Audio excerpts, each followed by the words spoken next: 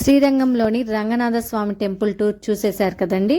Next ఎక్కడికి వెళ్ళామంటే మేము స్టే చేసిన యాత్రి నివాస్లోనే బ్రేక్ఫాస్ట్ చేసేసాము. అక్కడ వెకేట్ చేసాము. మాతో ఇంకో ఫ్యామిలీ కూడా కలిసిందండి. మేమిద్దరం కలిసి ఈ ట్రిప్ అంతా తిరిగాము. లగేజ్తో సహా ఆటో మాట్లాడుకొని శ్రీరంగంలోనే జంబుకేశ్వరం అనే శివుడి టెంపుల్ ఉందండి, అక్కడికి వెళ్ళాము. లగేజ్ ఇక్కడ మండపంలో పెట్టుకొని లోపల దర్శనానికి వెళ్ళాము. ఈ చుట్టూ ప్రాంగణంలో చెట్లు బాగా పెట్టారండి, చాలా బాగుంది.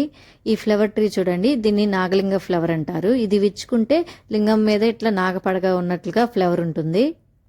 ఎంట్రన్స్ లో ఉన్న గాలిగోపురం దాటి వచ్చిన వెంటనే లోపల ఒకవైపు వినాయకుడు, ఒకవైపు సుబ్రహ్మణ్య స్వామి ఉంటారు. మండపం దాటి గుడి లోపలికి వెళ్తున్నాము.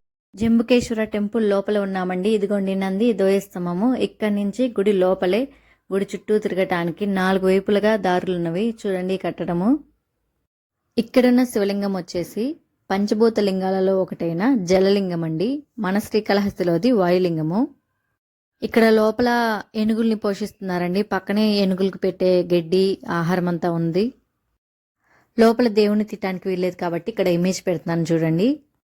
చూడండి, ఏనుగుల చేత పూజించబడుతున్నట్లుంది. అలాగే జంబుడు అనే ఋషి, అలాగే అఖిలాండేశ్వరి అమ్మవారు ఉన్నారు. ఇక్కడి నుంచి బస్ స్టాండ్కి వెళ్ళిపోయి తంజావూరు అయితే వెళ్ళాము. ఒక 1.5 అవర్ పట్టింది. తంజావూరు వీడియోస్తో మళ్ళీ కలుస్తాను. నచ్చితే ఒక లైక్ చేయండి. Thanks for watching.